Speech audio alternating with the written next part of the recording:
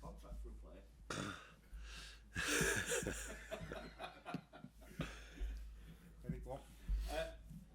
Oh no, just going to check on Jota. Is he okay to start? Because we know he was undergoing an individual session yesterday, and I'm just looking at the importance of him because 3 of his last 4 Premier League goals have taken a total of 5 points. You've got the winner against Palace, the equaliser against Fulham, the equaliser against Forest the other night as well. Yeah, there's no doubt about the fact that Jota is an important player for us. But he wasn't, like you said, on the training ground yesterday, so that means we have to see today where he is. So it's not sure that he will be available for tomorrow. We have to wait and see today. What's the issue there? Yeah, he felt a little bit when he came in, a little niggle, is that the way you say it? Yeah. During the half hour he came in and he could finish the game, but afterwards he complained a bit about it. And that's why he didn't train yesterday, and we have to wait and see if he's available today and then of course tomorrow. Obviously, we're looking at the title race and see the gap is 4 points at the moment. We look at the game against Brentford as an opportunity to put pressure on Arsenal now because they play after you. So how do you see it? Does it come into the thinking now that you can ask the question of Arsenal and then they have to respond? No, I don't look at it that way. I didn't even know that they were playing later than us. I only look at the opponent we have to face, and I know that's a tough one. Brentford was my first Premier League game, I think. And then I already thought like, oof, if this is going to be the resistance we get every week, then it's going to be then this is a more difficult league than the Eredivisie, which I knew before I came, but it was proven that day as well. And they've had a very good season till now. Had a 2-2 against City, great game. Both teams creating a lot of chances. And their manager has done a fantastic job for so many years now. You can see that it's a team that has worked together with their manager for a long time. So that's my only focus, and not on when does Arsenal play or when does Chelsea play or when do all the others play. We only focus on ourselves and the team we have to face. And when the advantage at the top of the table has narrowed the way it has, how does that impact the squad mentally, if at all? I don't think we are as much as the media thinking about the league table every second of the day. We are trying to get the best out of the players, and with we, I mean my staff, and the players trying to get the best out of themselves every single day. And these players know how long the season still is and how many games they have to be in the best possible form to win something in the end of the season, which is not something that happens every single season. So we are not so focused on the league table as other people are. We are focused on getting a good training session today and getting a good game tomorrow. And as a result of that, we are hoping for a result. But the only way to get a result is to work on a daily basis in the best possible way. Just building on that point about Brentford, it was Virgil that mentioned after the game against Forest that people might jokingly, he said, think we're in a bit of a crisis, but that's just another example of how tough the Premier League is this season, and Brentford are a real example of that. Yeah. Do you agree? Yeah, the last thing I agree, and the first one as well. This season, maybe more than every other season, shows the strength of every single team that's in the league. Even yesterday evening, I think it was quite a surprise to see Southampton going toe to toe with United. So it shows you that in the second half of the season, and I told this thing last week as well, it's even harder to win your games than in the first half of the season because teams are longer together. Managers working longer with the team. You've played already once against each other, so maybe there's a different game plan. So some teams bring players in to strengthen the squad. So and teams are fighting for getting into Europe, winning the league, trying to stay in the league. So second half of the season is always even more difficult than the first half of the season. And Brentford is an example of a team that was already really strong in the first half of the season, especially at home. But it had maybe something to do with the fixture list as well, because they had a lot of difficult away games. But they are a very good team for a few years now, and they've showed it this first half of the season, and especially Tuesday evening again against City. You've got a really busy period coming up now, where you're for the next foreseeable future going to be playing weekend. Do you vary things in training? Do you do anything differently in order to make sure that the squad is fully prepared for that? No, because if I remember correctly, this has been the situation from the moment we started against Brentford. Maybe that was the only week afterwards where we didn't play a game during the week, but from that moment on, it was almost every time since the Champions League started. It's almost every week a double program, and then you would tell me, yeah, but there were international breaks where they went to the national team, which is true, because there were 10 days off for me or 7 days off for me, but not for the players. So even in March, again, where you feel like, okay, there's a break in March, but I know a bit better than every other country that where the Dutch team plays against, and that's Spain. So it's going to be for Virgil, for Cody, and for Ryan, 2 very tough games against a very strong team again, when you guys think they have a break. So this is, for the whole season, it's like this. This is what makes the Premier League the hardest league in the world to play in, I think, and to compete in.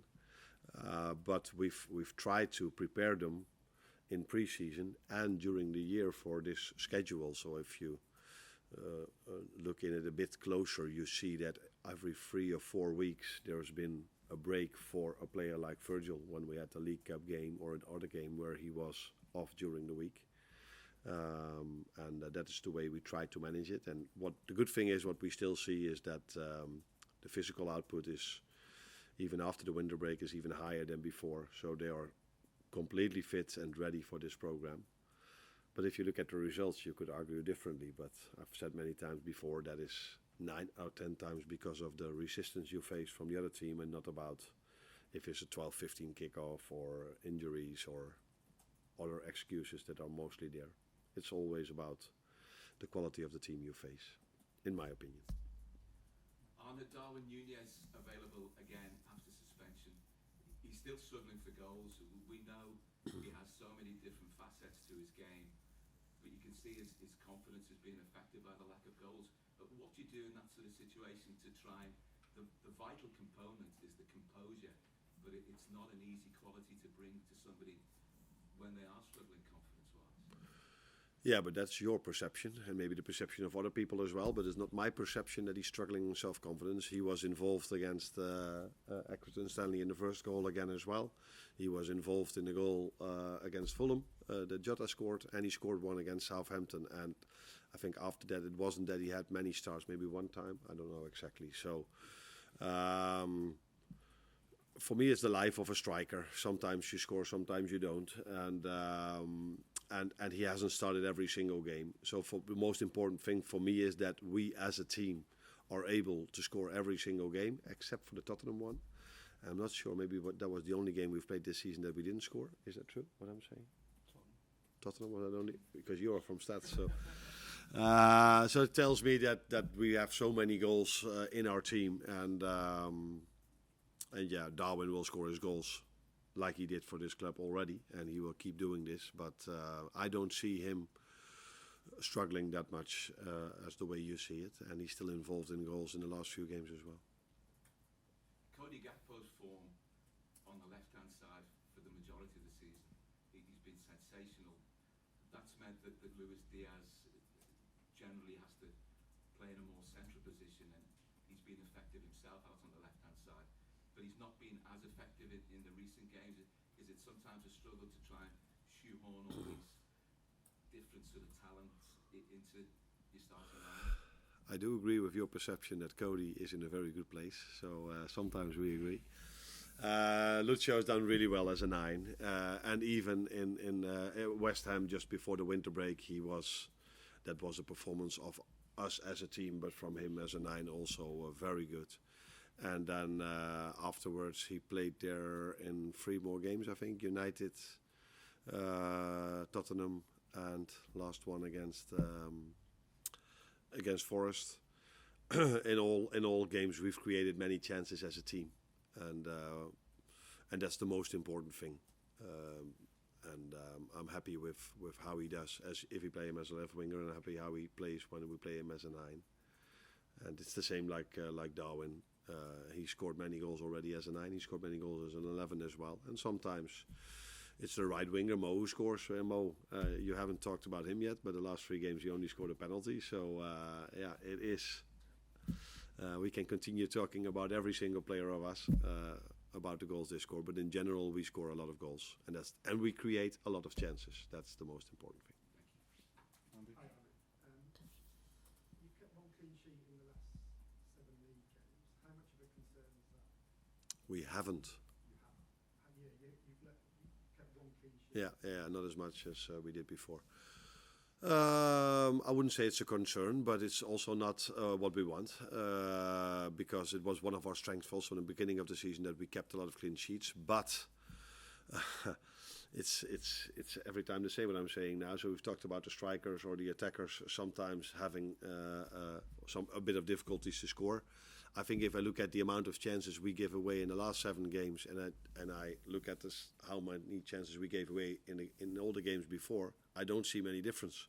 The only difference is that the team we are facing at the moment, so Forest, for example, they had one serious shot on target, and that was a goal, where that is not normal in football. And this has happened to us. United had maybe 3 good chances against us, scored 2.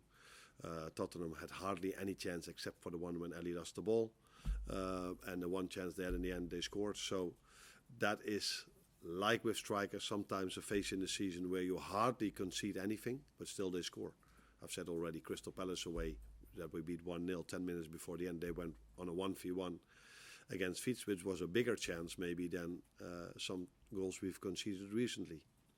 So that is also, sometimes you're a bit lucky that and sometimes your goalkeeper makes a great save. But like the amount of chances we create, we hardly concede a chance, and that has been the same for the whole season. But when it comes to collecting points, I also see a bit of a difference at the moment compared to the beginning of the season. Carl? Just wondering, when you see a Premier League rival investing in a player with a 10-year contract and the finances that involved, is that a reminder of just how good you have to be consistently season over season to be able to compete with sort of that sort of investment? Not particular about the investments, but we know how good we have to be every single day to compete in this league. So it's not only the club you are now referring to. Chelsea also spent 1.2 billion. Is that the way you say it over? Yeah. United spends an incredible amount. Every team spends a lot of money over here. That's why it's such an interesting league to be part of. And some season this club spends a bit more, the other season the other club spends a bit more. So that's what makes this league so intense and so difficult to win this league. And but that's also the reason why we all want to be here, because you want to compete against the best, with the best. And we are very happy with the team we are having at the moment. And we are still able to compete with all these teams that are spending incredible amount of money. Can I just get on Jota? Just with his injury history, do you have to sort of treat him slightly differently, like a special program, just because of the injuries he's had and where you have to track him? Not because it's Jota, but I think every player has an individual program. I've said this last week, I think as well, that 80 or 90% of they do the same. But of course, every individual has things he wants to improve or to prevent him from getting a certain injury that he maybe had in the past. So of course, there's an eye on him doing some individual work to prevent him from getting injured. But that's not only with him; that's with all the others the same. So there is a special program for him, as there is for every single player. There's a special program for every single player, but 80 or 90% is for every player the same. Hi, Arne. As it turns out, Forest at home was in at the time and didn't score, just in case you were wondering. Attacking depth is such a massive commodity for all teams at the moment this season, and Liverpool's has been much celebrated this season, but we actually only ranked 12th for goals from the bench. Jota's was only the 3rd time this season Liverpool scored a goal from the bench in the Premier League this season. And you've spoken so often about how games are tight and coming up against a team like Brentford, who are very good at scoring late on. Is this something you'd like to see improving on? And do you think there's something your attacking side need to do more to kind of affect the game? No, because there was not many times a reason for them to affect the game with a goal. Of course, if we play, we want to score goals. Let that be clear. But one of the things I would like us to do better in the second half of the season than the first half of the season, although it wasn't many times necessary to make a late goal winner. Or, is that the way to say it? So there were a few games, United, Fulham, this one, where we created chance after chance, because everybody only reminds the Maguire chance, but in the 7 minutes before we created 3 big chances. So we had a lot of chances in these 3 games to score the winner in the last phase of the game, but for almost all the other games after 75 minutes we were already leading. So there was not a real necessity then to score in the end, but in the 3, 4 or 5 games where we weren't winning yet, we did create a lot of chances, but we're not able to score. Like I said, it's such a small sample size. If there's only 3 or 4 games where we needed a goal, it's a bit simple to make the conclusion that we don't score it then. So then hopefully we don't come in these situations a lot. But we definitely, if we are coming in those situations, have 1 or 2 or 3 times a moment where we do score in the last minute of the game when we deserve it. David Lynch.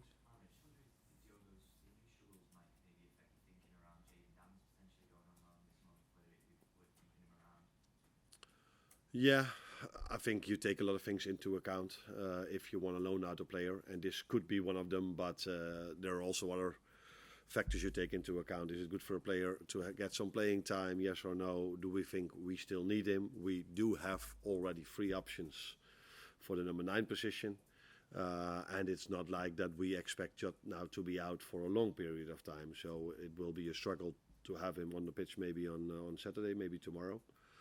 But we're hoping to see him on the pitch in the near future again. So we have 3 options. But Jadon did really well when he came in. So we have actually 4 options. And then it's up to us as a club to make the best possible decision for the near future, but also for the long-term future of this club. Just a question on opposition. Your first Premier League game at Anfield was against Brentford. What part of their game do you see as a threat? A lot of they are. So some teams you play, they have 1 or 2 big strengths, and they play from this strength completely. So it's either they play the long ball, second ball, and they play counter attack. But there are also teams that can do a lot of things really well. And I think this is an example of for Brentford. They play a high press man v man. They go to a very low block if necessary with the whole team. Can score goals in all different ways. We all know their set piece strength, of course. They can score goals in the first seconds of the game. So there's a lot for me to prepare the team for when we play Brentford. There are also some teams that are very good in 1 or 2 things, and that you can tell the team, now I have to take a bit more time for this game to show them or tell them what the strength of Brentford is. So there's not one strength. I think they have many strengths, many different options, many different players. They can play with 5 at the back. They can play with 4 at the back. So it shows me that it's a team that has worked for so many years with the same manager already, because it's quite difficult to get one formation in your team, let alone if you want to have 2. And that mostly is the situation if you work longer together. Then you're able to bring more formations into your team. So it's a lot to prepare them for. Last one for the Vico. I assume he is, yeah. Yeah, yesterday he wasn't out because he had I think it was a bit of a sore throat. But I assume he will be training with us today. But I still have to hear this, but we're expecting him to train with us today. Thank you. You're welcome.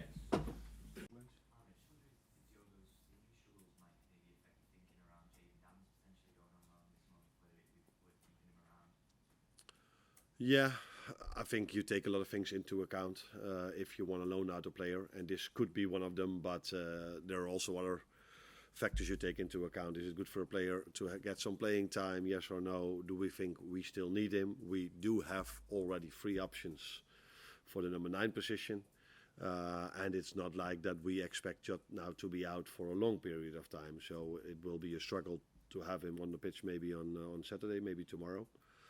but we're hoping to see him on the pitch in the near future again. So we have 3 options.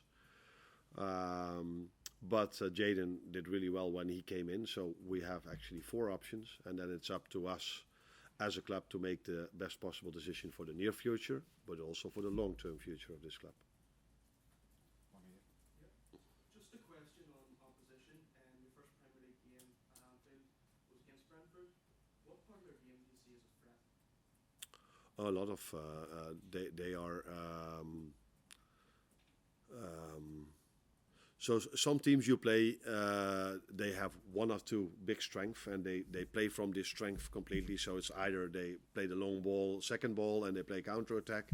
But there are also teams that can do a lot of things really well. And I think this is an example of Brentford. They play a high press man-v-man. They go to a very low block if necessary with the whole team.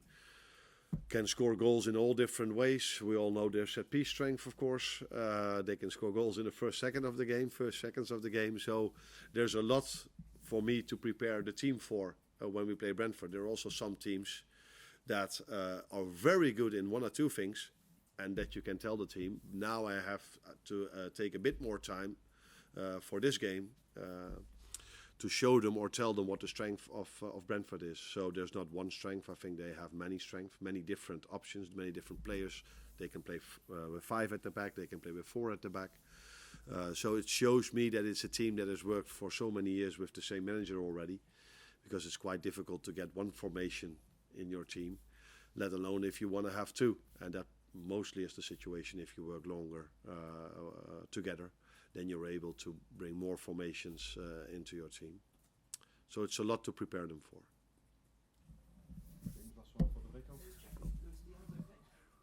I assume he is, yeah. Yeah, yesterday he wasn't out because he had I think it was a bit of a sore throat. But I assume he will be training with us today. But I still have to hear this, but we're expecting him to train with us today.